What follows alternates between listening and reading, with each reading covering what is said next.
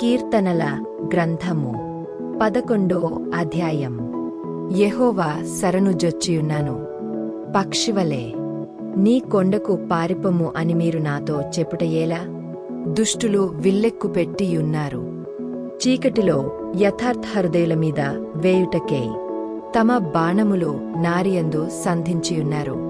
పునాదులు పాడైపోగా నీతిమంతులేమి చేయగలరు? యెహోవా తన పరిశుద్ధాలయములో ఉన్నాడు. యెహోవా సింహాసనము ఆకాశమందున్నది. ఆయన నరులను కన్నులారా చూచుచున్నాడు. తన కనుదృష్టిచేత ఆయన వారిని పరిశీలించుచున్నాడు. యెహోవా నీతిమంతులను పరిశీలించును. దుష్టులను బలాత్కారాసక్తులను ఆయనకు అసహ్యులు. దుష్టుల మీద ఆయన ఊరులు కురిపించును. అగ్నిగంధకములను వడగాలి వారి పానీయభాగమగును. యెహోవా నీతిమంతుడు. ఆయన నీతిని ప్రేమించువాడు. యథార్థవంతులు ఆయన ముఖదర్శనము చేసెదరు.